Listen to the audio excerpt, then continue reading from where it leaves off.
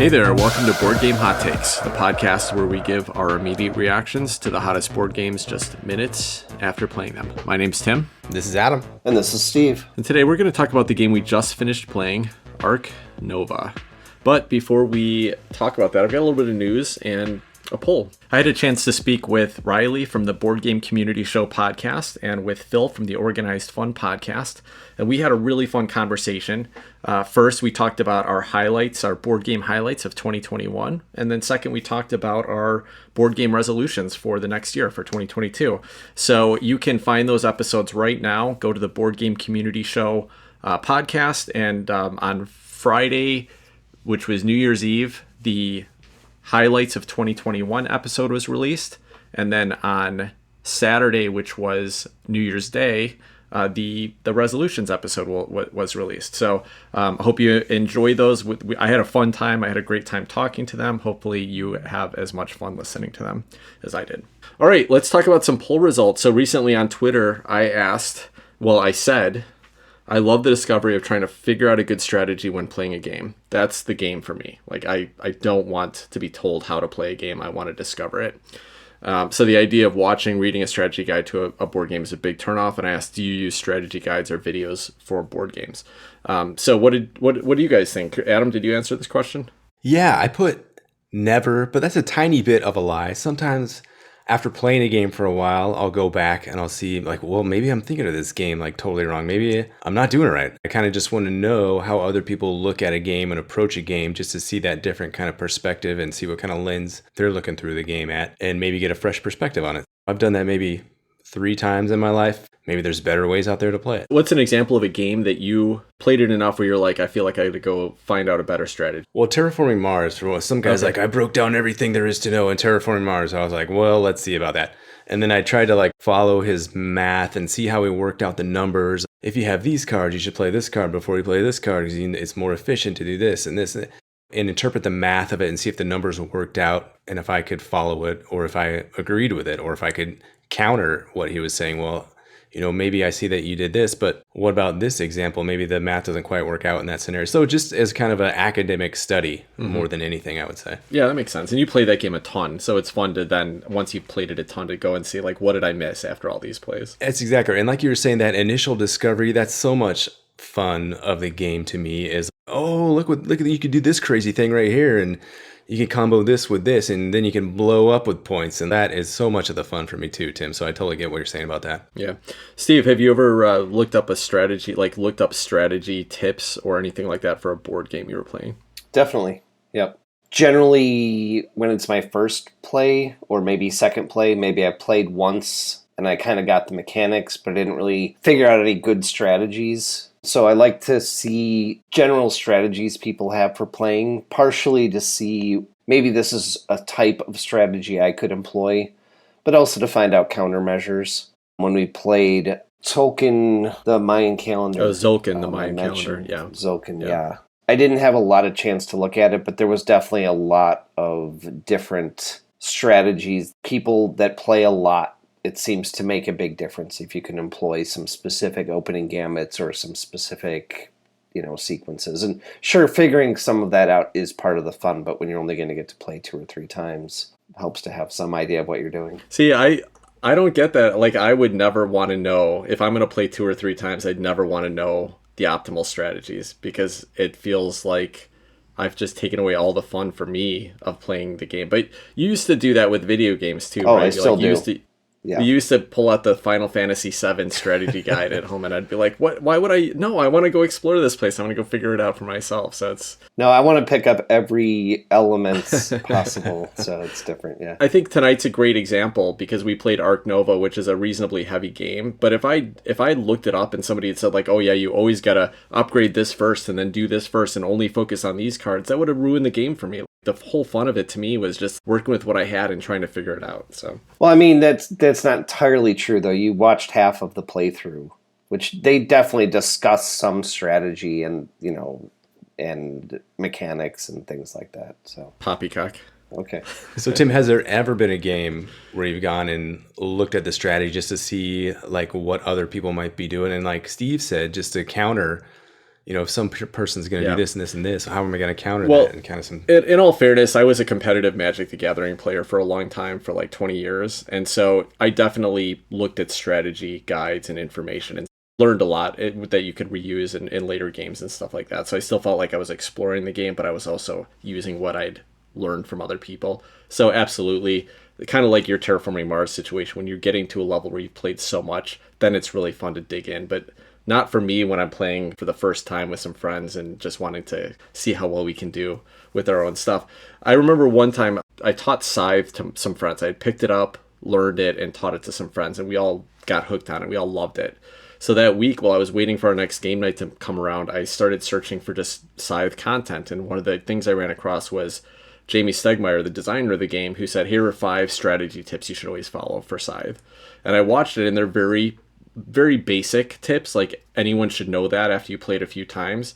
But all of a sudden, I felt like I had an advantage. So the next time we got to play, I said, guys, I got to share these information with you because I don't want to feel like I have an advantage over what you know about the game versus what I know about the game. So to me, it feels like a little bit of in early plays, like a little bit of an unfair advantage. That's how I feel about it. So I don't like doing that until I'm at a competitive state. Now, what about a game like Clank, for instance, where a big part of that game that I missed was getting the boots. Yeah. Like, you need to get boots so you can move around the ship. And everybody else knew that, but it was my first time playing.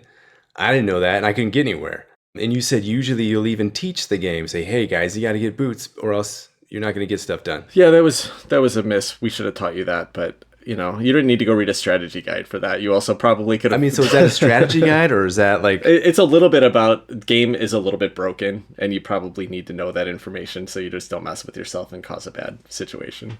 And there's a lot of games like that. Anytime I'm teaching a game that I know well to somebody who doesn't know it well, I'll give them some kind of, hey, these are some things you want to focus on. Like, don't miss these things. And that's no different than Clank, right? Okay. But it's not like, hey, all of us are getting together for the first time. I want to crush you, so I'm gonna go and find out what what move 1, 2, and 3 are supposed to be on this game. That's the kind of strategy, guide that I'm talking about.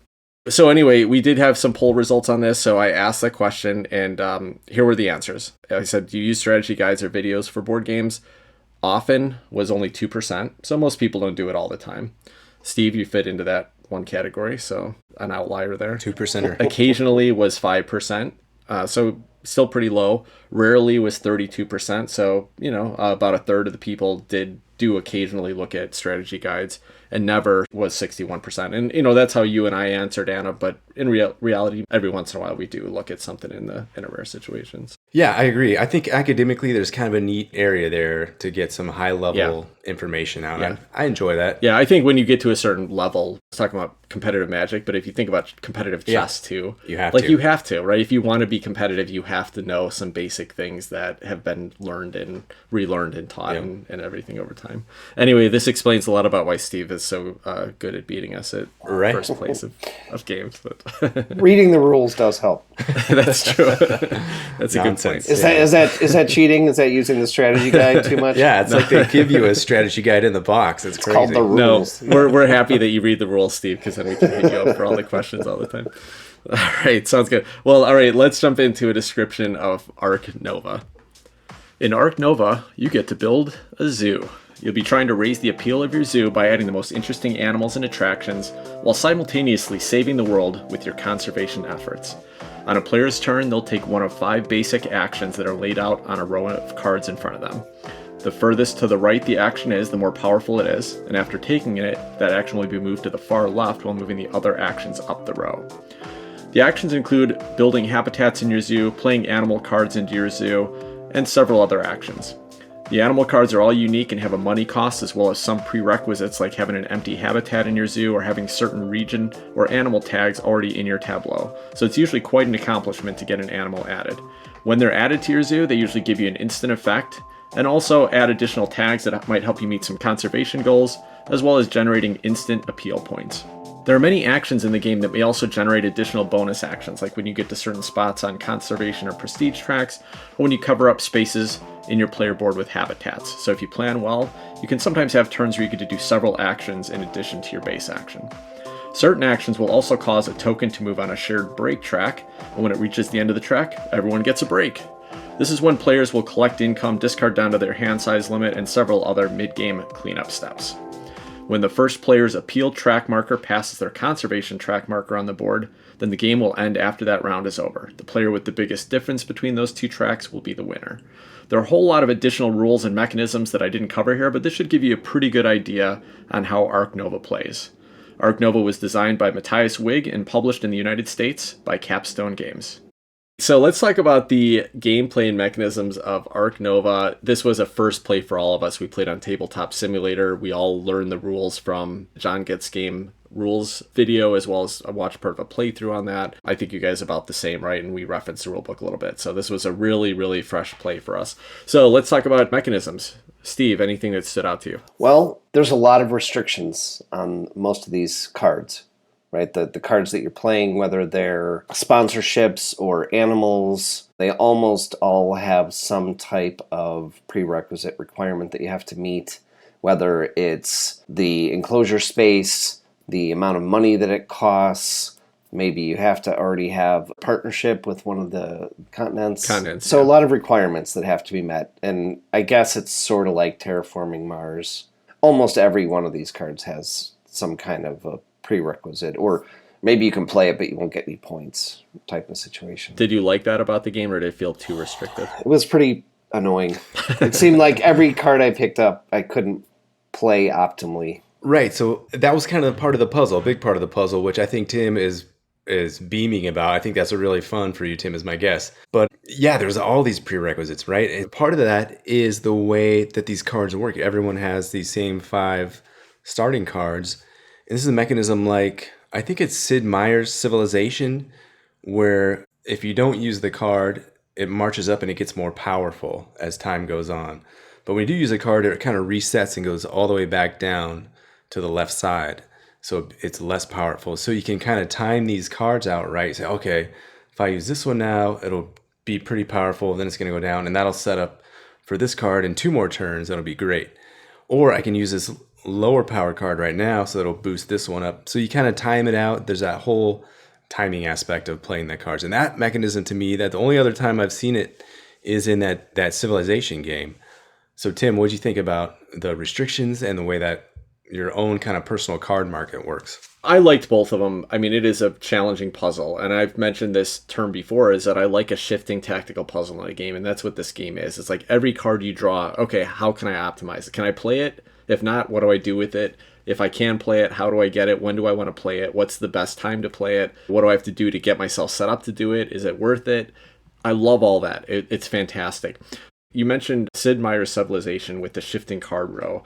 Now, I knew that existed in a game called Civilization: A New Dawn, I think. Is that the one you're talking about? I think that's exactly the one I'm thinking of. Yeah. Yep. Yeah, so let me just say something about this game that maybe it's going to be a turnoff for some people, but this game is basically, it's a basket full of mechanisms that were pulled from other games. The card row action selection, which I loved, by the way, was right out of Civilization: A New Dawn. Terraforming Mars obviously has some DNA here with the tags on the cards and the restrictions and all of that. That whole part of the game was Terraforming Mars. The scoring tracker was taken clearly directly from Rajas of the Ganges, where the 2 different score methods meet in the middle, and that's when it ends and whoever gets the furthest across. I think this is a first-time designer. I looked him up on Board Game Geek, and I didn't see any other credits to him. And this is somebody who likes to play games, and he found these great elements of these games that he loves to play, from what I can tell, and piled them all into this game. There's nothing super fresh here, but I think it really all ties together in a great way. So keep that in mind. You're not going to find something that's new and exciting here, but you are going to find a lot of fun mechanisms from other games, if those are your types of mechanisms that might be an interesting fit for you. So anything else from you guys, mechanisms-wise, anything else that stood out? Yeah, I just want to say it's the Mexican food analogy, right? The same ingredients organized in a different way, and sometimes they knock it out of the park and they taste amazing.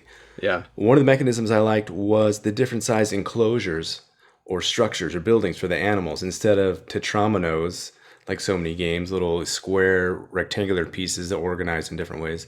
I don't know if these are called hexaminos. I don't know what they're called. They're hexagonal chunks, either between 1 and 5 spaces, maybe even bigger for some of those special structures that you had to organize and kind of fit in your designated park area. So it's a hex grid, and you're trying to put these different parts and navigate them around these rocks or boulders or water features and fit them all in there nicely and give your animals a nice little cozy spot to live, or your tourists a fun little trolley-way to ride on, or whatever it is you're doing. I thought those shapes were kind of neat that they were hexagonal. Maybe that's not that weird, but it was the first time I remember seeing something like that. Yeah, it definitely felt novel for that kind of Tetris puzzle that a lot of games are doing right now. It felt novel in that way. And what was kind of neat about it is that you had like 5 basic shapes, as you mentioned, and a couple of special ones that everyone could build. But then there were some cards that there was only one card, like the penguin enclosure or the tramway you were talking about, that had a unique shape to it. So if you had that one card in your hand, you could kind of build around it and then be like, okay, now I've got myself set up to drop this guy in there and fill up this whole section and get some bonuses. So that was cool. And, I'll just say too, like, and again, this is used all the time, but this game was loaded with bonuses. I loved that almost every turn, whether it was dropping a hex tile on the board and hitting a bonus that was there, or moving up the reputation track and hitting a bonus, or moving up the conservation track and hitting a bonus, almost every turn, you're going to get the main action and some extra bonus you got to do, which might trigger another bonus, which might give you another action. I love that. I love it. Such a satisfying thing for me. And this is not unique here, but man, was it fun. That was probably my favorite mechanic of the game. Was you move up one track, oh, you got to a certain point, it bumps you up another track, oh, you can take an extra action, oh, that gives you another thing that bumps something else up. And so that was fun, yeah, for sure. That last third of the game, the combinations just started piling up and piling up and piling up. By the time you guys were done with your turns, I'm like, dude, I'm still trying to figure out how to combo this to make it awesome, to keep going, to keep going, to keep going. Yeah. Now let me talk about a couple things that they could be problematic for people. Number one is this game runs long. It was our first play tonight, and it took us like 3.5 hours with the 3 of us, and we were taking pretty brisk turns. One of us would be like, okay, I've done everything that can interrupt you guys. Go ahead and take your turn, right? We weren't like waiting for everybody. It might speed up a little bit on another turn, but I think this is a 2 to 4 hour game, depending on your players and the AP that they've gotten. I think that's worth noting. And that is sometimes a very big problem for me. In this game, man, I had so much fun with every single element of the game that was happening. This is a game that I'd be happy to sit down and play for 4 hours anytime. So that's unusual. There are a lot of games where I'm like, I'd rather play 2 or 3 other games instead of a 4-hour time frame. I really like this, so for me, that wasn't a problem, but I think that's something to note. Also, I think this is going to be a hard teach. There is so many icons to explain, and people are dealing with a hidden information hand of cards. So if you're going to teach this game in a way that people can actually sit down and play it the first time and be able to play optimally, there's a lot of information you got to put out here. So luckily you guys all watch the how to play videos, but I would not look forward to buying this game and trying to teach some new people how to play it. I think it'd be a frustrating experience to do. As a counterpoint to that, I will say I think this is one of those games that once you get into it, you're going to be able to know what action you want to do next and next and next, and you're going to get this constant flow. There's a lot of talk about flow lately, and you're going to have this sense of time's just going to fly by. Your time's going to dilate, and it's going to be 4 hours will go by, and it'll seem like, half an hour, because you already know what you're going to do next, and you're coordinating all these steps. You're going to look down, and it's going to be 4 hours later, and the game's over, and you're not going to realize it. And I think too that this is a game that can lead to some AP, but there's not too much that interrupts your turn. So as long as people are actually like planning your turn out while other people are taking their turns, you can jump right into it. And it may take a little while, but then they've got time to do their turns as well. So it never felt like downtime. Like I was almost never waiting for you guys. When you were taking turns, even if it was a long term, I was trying to plan out what was I going to do this turn and maybe the next turn. Look at what cards shifted up in the row so I knew whether it was optimal for me to buy. So again, not a negative experience for me, but it's a fairly complex and heavy game to get into. All right, any other mechanisms you guys want to talk about? I don't know. You got any, Tim? I don't. I think it's a set of mechanisms that have been used a lot. So there's just nothing here that I want to call out as a specific mechanism. But man, like I said, they piled together in a way that just was so satisfying to me, that made me happy, that I was just constantly getting those dopamine hits. I constantly had that puzzle to try to figure out. Every time I drew new cards into my hand, I was like, oh, so I got this card. Then if I can play this other one first, then I'll get to trigger this one or get a benefit from it. And I had some hands where I drew a few cards and I was like, holy cow, they all worked into my strategy. And then some hands where they didn't at all. But let me see if I can pivot a little bit and work with that. Okay, so I got a lot of the same feelings from Terraforming Mars. Yeah. In that regard, like, oh, if I sequence this just right, this card before this card before this card, and boom, that'll be an explosion of points and be awesome. At the same time, there were these science tags, and I was like, well, these science tags have to be good for something, so there's probably some card in there, few cards in there that are going to help me out so much once I finally find them. And I found a few, but they didn't really work so well. So that's that's kind of like Terraforming Mars as well, where you can be like, oh, I just need to get these couple cards and my hand will be amazing. So that mechanism of having a stack of 200 to 300, I don't know how many cards, 200 something cards, and you might not ever see the card that you need or that you want to get. No, I think that's a valid concern. It's going to be frustrating sometimes. One of the cool things about this game, though, is that when you take that card draw action, a lot of the actions, the more powerful ones, would let you draw cards and then discard ones. There's a lot of opportunity to filter through your deck. But yeah, I agree. I played the associate card or whatever, one of the kind of ongoing science cards that said every time you put a primate in your zoo, you're going to get 2 points. And then at the end of the game, it was worth a certain amount for however many primates you had. I never had the opportunity to play a primate the rest of the game. So I built this card early with the intent of being able to take advantage of it. It never did anything for me. So I hear you, right? That exists. But I also found new strategies that evolved through the course of the game, and I had to shift a little bit. That didn't bother me too much, but it definitely can be frustrating. And I would assume there's going to be a game where you just never hit. Like you're just, you could play for 3 or 4 hours, and that can be rough. And everything feels like you just had bad luck. So I think that could happen here. Now, I do feel like the designer tried to mitigate that to some extent, too, with having that row of exposed cards. Yeah. I don't know how many cards, 5 or 6 cards that were out there. There was like 6 in there. Yeah. And then at what was it called? The little marker that marched down to kind of trigger the production phase. The break. There's a break mechanism that kind of resets everything. So you have these 6 exposed cards that if you are able to get it, you can grab one. But when this little token marches down, it kind of ends the round. 2 of those cards get swept away and the market row shifts essentially. So you have a new look at a fresh set of cards that most people have access to during the game. Or you can always draw off the top and hope you get good luck and get the cards that you need. So they try to mitigate that a little bit because that is one of the main complaints from like Terraforming Mars. Yeah, totally. So what do you guys think about the player interaction in this game? I think that's worth noting because it's a fairly long game. How did that hit for you? There just wasn't a whole lot of player interaction, right? I mean, there was some. You're competing for market cards potentially, although usually not. There was minor competitions in the associate actions for taking a particular partnership on a particular turn, but you can always just get it the next turn. There's a total of only 10 cards out of a 250 card deck that have the specialty symbols on them that actually do something with the other players, and they're not particularly interesting. I mean, I think the game worked really well for us because we were basically playing solitaire for the most part, but the timing worked out well where you could plan your turn while it wasn't your turn. If this was being played with a couple other people I know, it seems like it could be really painful because you're not really interacting with them much and you don't really care what they play for the most part. Unless you have a card like you did where every time a primate gets played, you get money.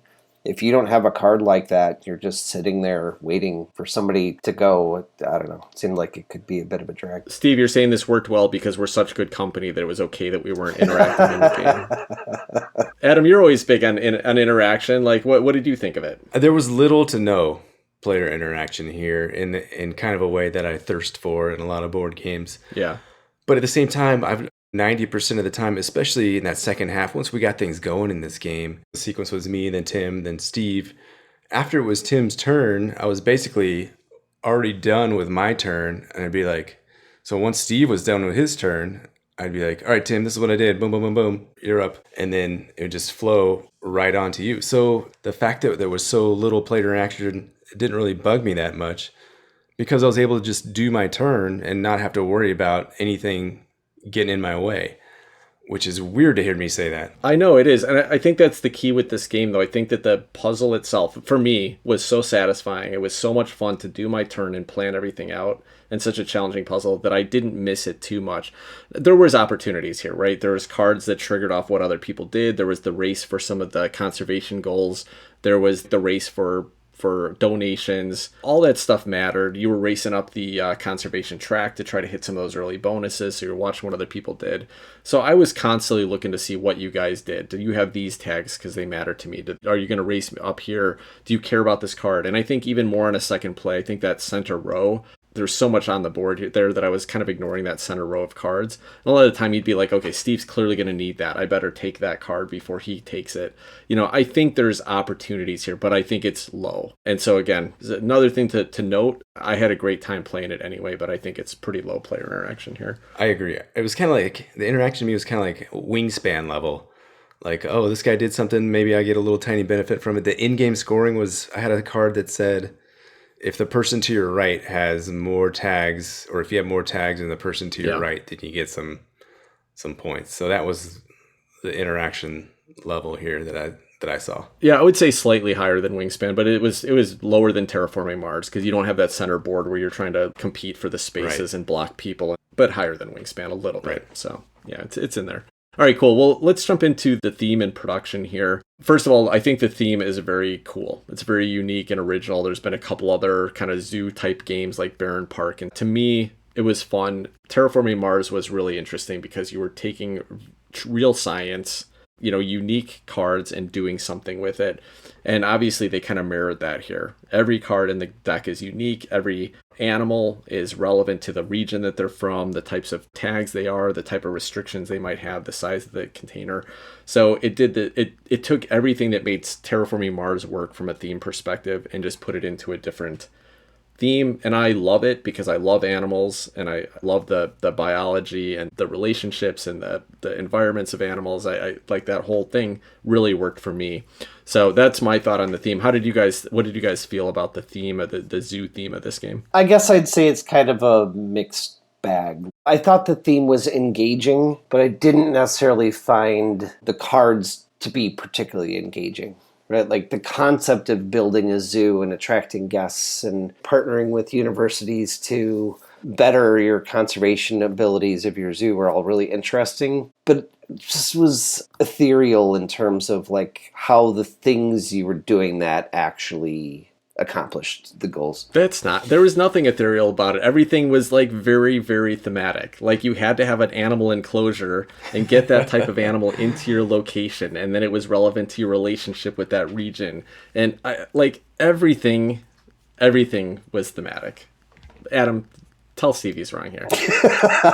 Well, what this isn't is farming and feeding your workers, and I applaud that so much. That was fantastic.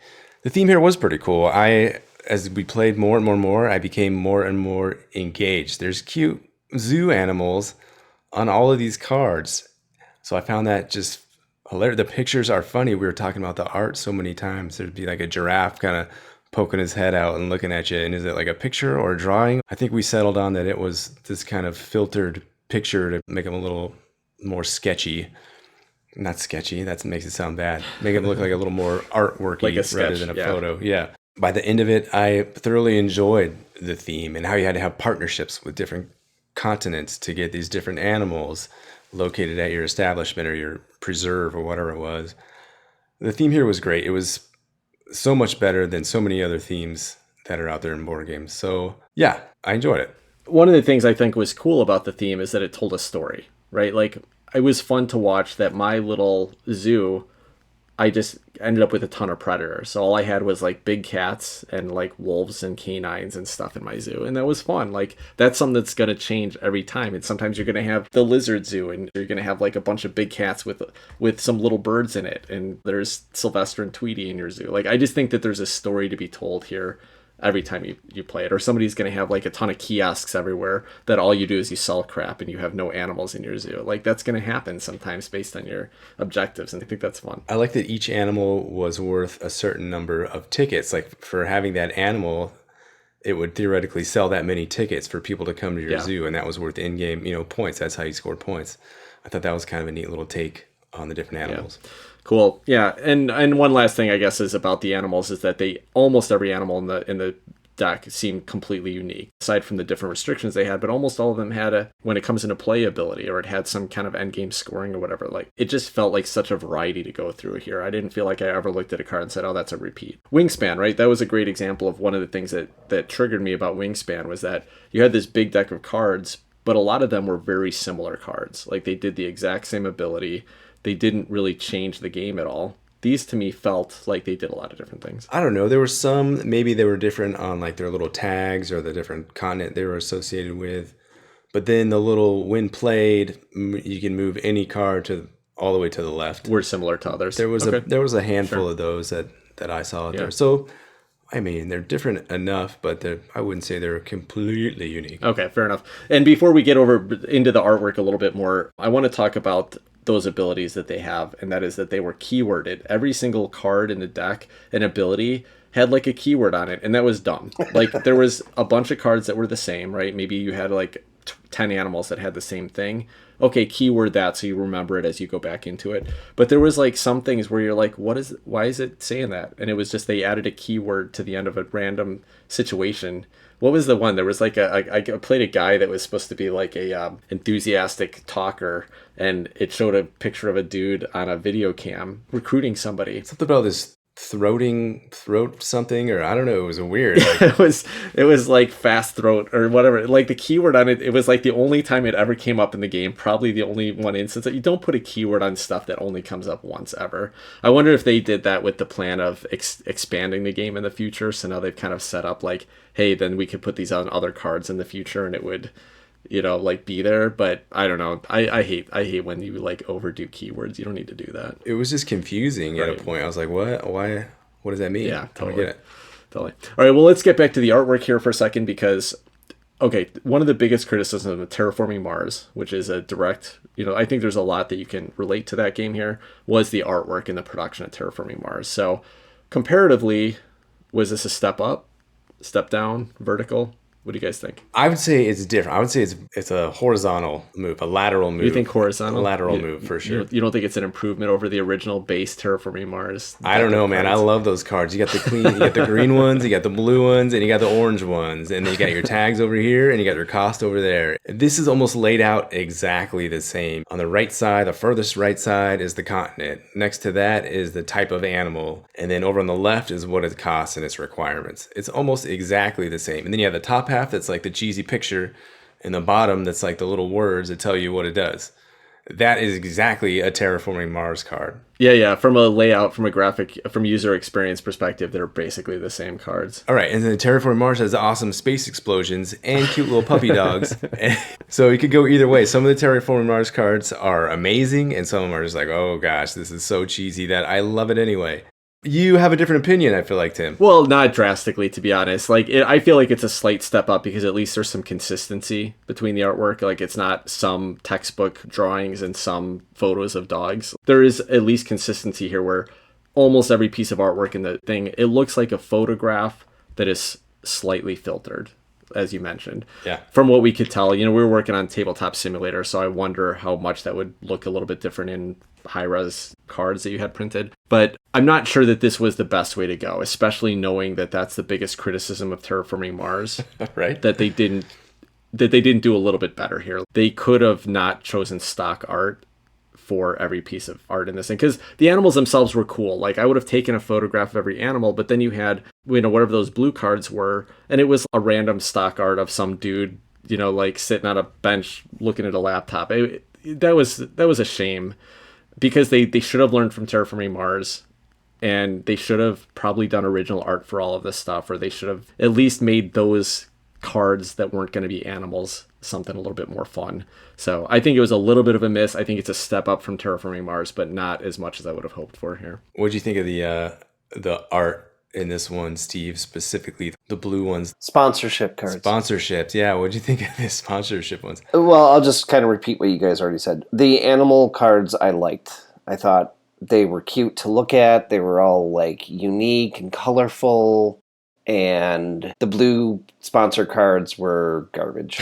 Like, not only were those pictures irrelevant to the card, they were not attractive and it just was distracting. You've got all that real estate on the card, and you put a guy sitting on a bench. Like how does that help me at all? So those were annoying, but I like the animals. A little bit of a miss here, and it's interesting. So this is the second capstone game that I've had a chance to play and kind of review, and the first was Maracaibo, and my biggest complaint about that game was the graphic design and the user experience there. Mediocre to poor artwork. So this is my second capstone game, and I hear a lot of reviewers say, oh yeah, Capstone puts out these great productions, and I think they missed a little bit here again. Now, I do think the user experience was generally pretty good. It was very usable.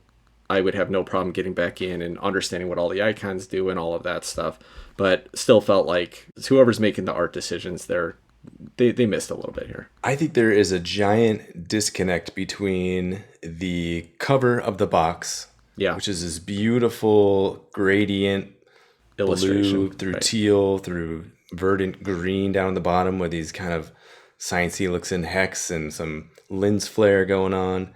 And then you get to these cards and it's just like a photo of a flamingo and an elephant. And it has, it's just very real world photos on there and not, no artistic flair at all, really. It's very kind of hard. Yep, agreed. All right, well, cool. Let's jump over into moments of the game tonight. Did you guys have any moments that stood out to you for Ark Nova? Somewhere around 3/4 of the way through the game, I was feeling it, man. I had this play where I was like, oh man, here it is. Here's the ultimate combo. So combo this with that and this. And I was just going and going. And I got two things. Let me move up this track twice. Oh, that triggered this thing to go up a couple times. It was your classic combo-itis. And it was like my turn again. You guys are like, dude, it's your turn, Adam. And I'm like, oh, I'm still doing the combos from the last turn. So you guys got to wait a little bit for me to get done. That was fun. I had a great time doing that. I was like, oh, this is great. I'm still going.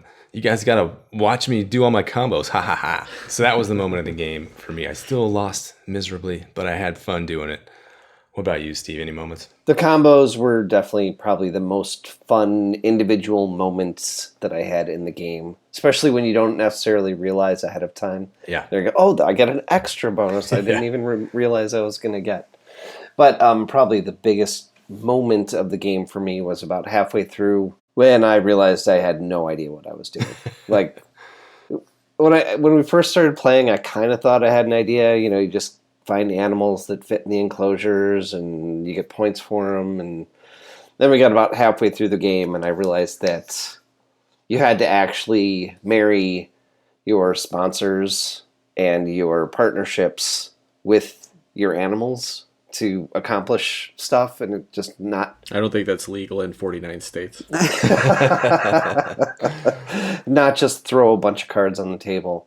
And so I think it would be really interesting to play this game a second time. So Tim, besides you marrying your animals very well, what were some of the moments of the game for you? Yeah, it was up and down. Like my first, I drew my starting hand of cards, and we're in the first round, and I was just like, man, I can't do anything with these guys. So I guess I'll play this out and hope something else comes up later.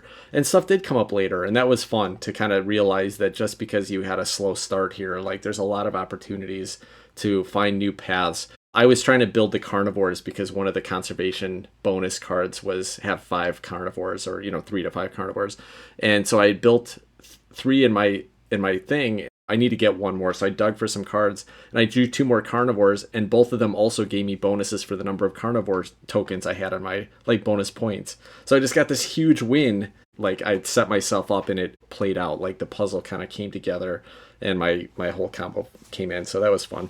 I don't know, there was a lot of moments here. A couple moments of frustration. There was definitely a lot of racing to me. You guys are talking about no interaction. I kind of agree, but there was a little bonus you got for hitting a break first.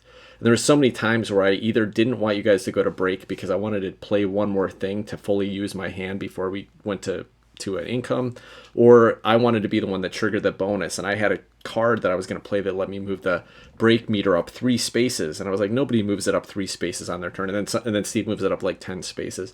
So it was just the constant things that were shifting on me, and I had to deal with, and that's all fun for me. So yeah, it was just a whole bunch of fun moments like that. So let's talk about, would you request to play this game again? It's a brand new game, just came out, first play of it.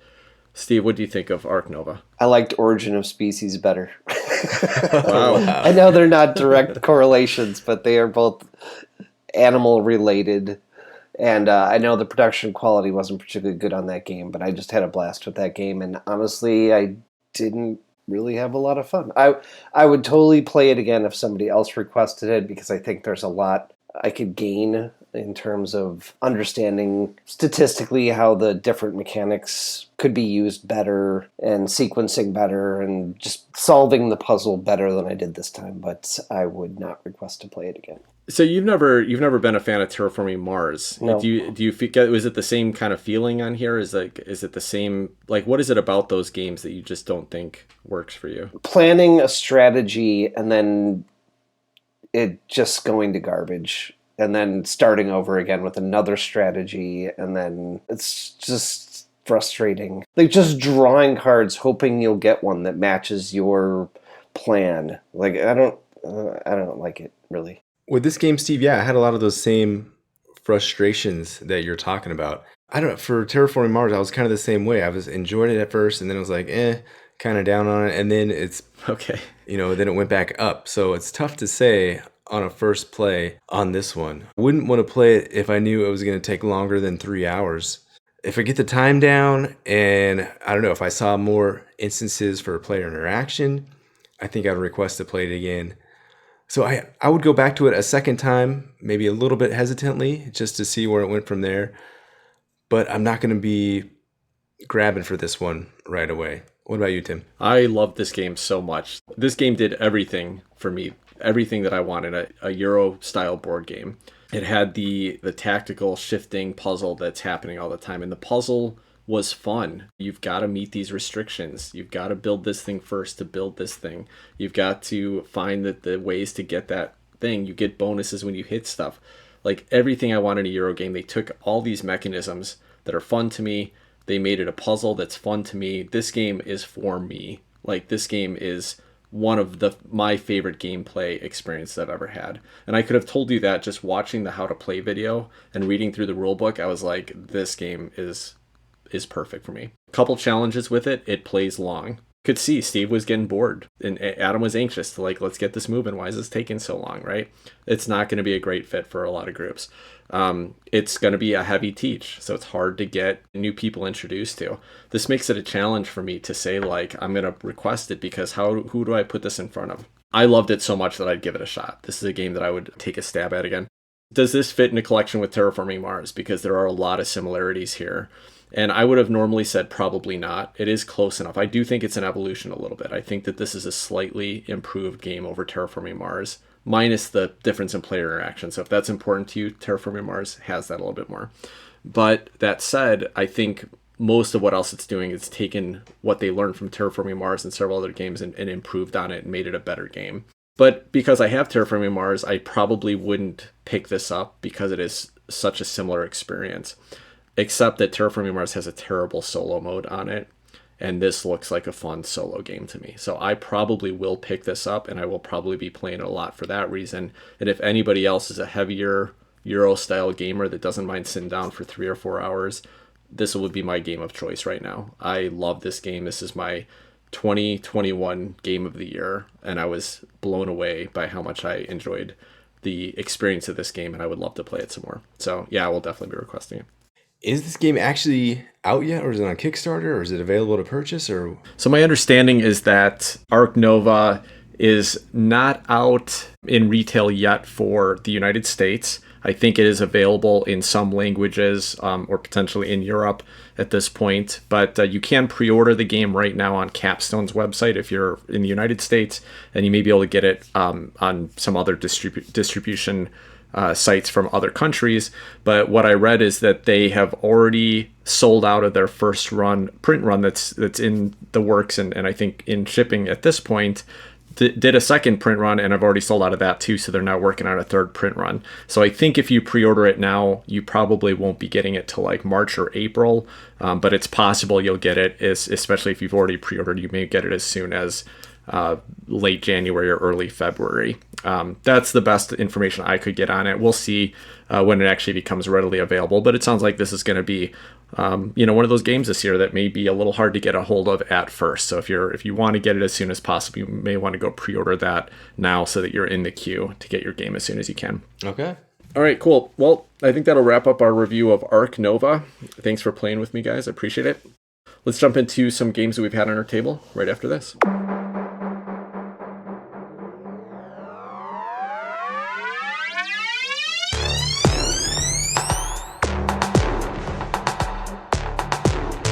All right, welcome back. So, what have you guys been playing this week? Anything interesting in the last week or two? Anything new? I am going to talk about a game that is not quite as heavy as Ark Nova, but pretty close. This game is called Happy Little Dinosaurs. It was a Christmas gift for my daughter, and this game is absolutely adorable. There's 4 characters in there. There's Bad Luck Bronto, there's Stego, and then there's 2 other dinosaurs. I forget their name. They're funny. There's just these cards. There's puns all over them. There's 4 little player boards. This Brontosaurus, this poor guy or gal, he's getting ghosted on dates. He's having bad hair days. All this bad stuff keeps happening to him. The cards tell the story. It's so cute, so adorable. The art's fantastic. I have no idea if the gameplay is any good, so if anybody's ever played it, let me know how it is. And that's Happy. You haven't played it yet? I've just gone through the cards and read them, and that's how much it's been on my table. This game I want to play it so bad because it's just so adorable. Did you look it up, Tim? What do you think? Yeah, I'm looking at the artwork on it right now. So it's by Unstable Games, which I'm going to take a wild guess is by the people that made Unstable Unicorns, which I have played. I think it is the same, but which I've never played. It's a terrible game, so I hope this is better for you. Okay. It might not be. But, I know some people that like it. It is, it's a very light game. Okay. So you don't know anything at all about how it plays? I know nothing at all about how it plays. I hope you enjoy it if you get a chance to play it. Do you think does it seem age appropriate for your daughter? Do you think you're going to be playing it with her? Yeah, that's why part of the reason why I read through all the cards and stuff to take a look at it and make sure it was good to go. It says ages 8 and up on the box. Finley's a solid 6.5, so we'll see if she can get it or just wants to look at it and laugh and stuff. That's as close as anything's been on my table lately. What about you, Steve? Played quite a few games in the last couple weeks. 2 new ones for me. I know you guys already talked about it on one of your other podcasts, but Welcome To was new for me. Got to play that in person, which was also a unique experience. Haven't gotten to play a lot of games in person. What'd you think of Welcome To? I really, really liked that game. I can't wait to play it again, just to see if it's as much fun as it was the first time.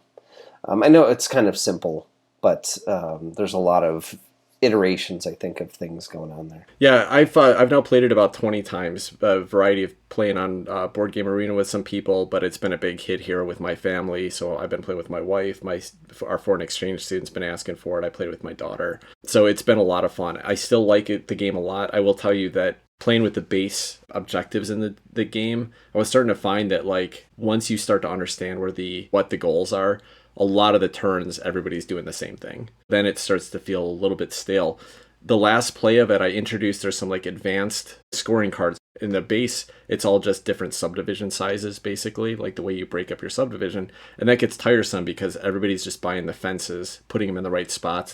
That's kind of where most of the points come from. Some of the advanced cards give you different objectives, like finishing all of the parks in 2 different specific rows in your village. And so all of a sudden, those other things like pools and parks become more valuable and you start ignoring the fences a little bit more.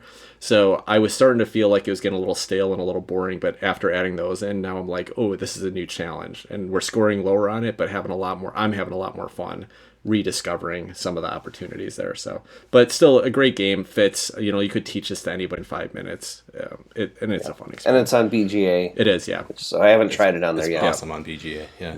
And then the other new game that I played was Just Desserts by Looney Labs. It is an 8 and up age game. Pretty simple. It's basically like Flux, but the rules don't change. You're just trying to match desserts to different guests. Yeah, there's not a whole lot to say about that. I tried to Google it, and I just found a dessert restaurant in San Francisco, and now I'm hungry because these look amazing here. I was gonna say though, Flux without the rules change, isn't that what Flux like? Isn't that the whole game? Is like that's well, the you fun know part how about like in Flux. Flux you have goals, yeah. and then you have to collect components to match those goals. Yeah. Well, that's what this whole game is. So Tim, I saw you had Viticulture on the table with Jin. What did you think this time around? What did Jin think this time around? Yeah, so I played with the Tuscany expansion, and I played with the Visit from the Rhine Valley expansion. Both expansions that I've only played solo in the past, and I think they're awesome. Like I would never want to play the game without those two expansions in the past. I think that Tuscany expansion is basically critical. Like I have played it since I learned that expansion, but I don't like it at all comparatively now. And then the other one's not necessary, but it really actually makes it a really fun experience. That said, it was a harder teach than I thought it was going to be. This is the first time I taught it to somebody. I was thinking like, oh, this is going to be simple, right? It's simple worker placement. You place a worker, you take it back. But having to teach the whole flow of that game was a rougher teach than I wanted it to be. So I was hoping to get my wife into it too. And Jen seemed to enjoy it. We'll see if she asks for it back. If she doesn't, I think I can get this into my rotation a little bit here. If she doesn't, there's not much likelihood that my wife's going to be convinced to play. Okay, so your wife didn't participate in this play after the horrible experience. She didn't. No, this was just me and Jen. Yeah.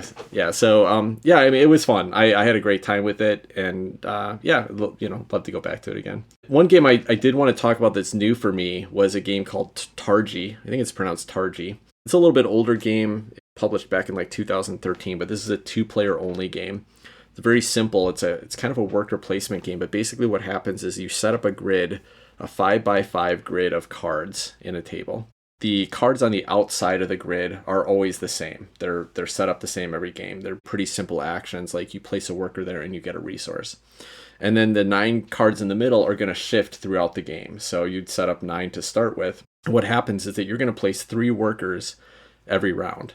You place a worker and then your opponent does, but your workers have to be placed on the outside of this grid and the 5 cards on either side. But you can't place them across from one of your opponent's workers, and you can't place them in the same spot as one of your opponent's workers.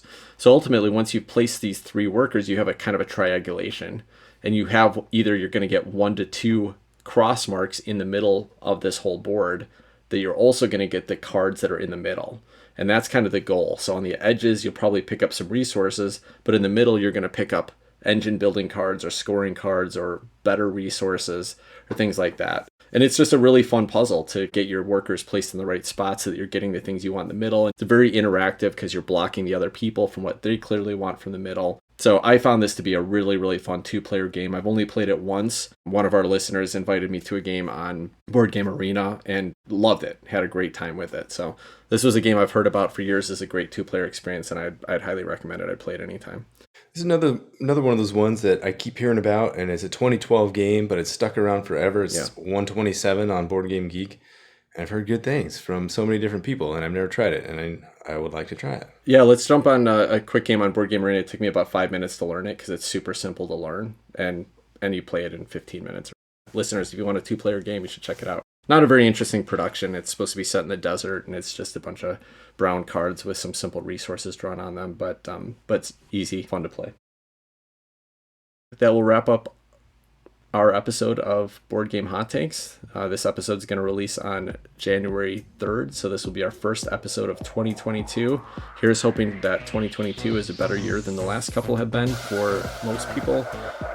If you'd like to chat with us, find us on social media. We're most active on Twitter at BG_Hot Takes. Otherwise, thanks for listening.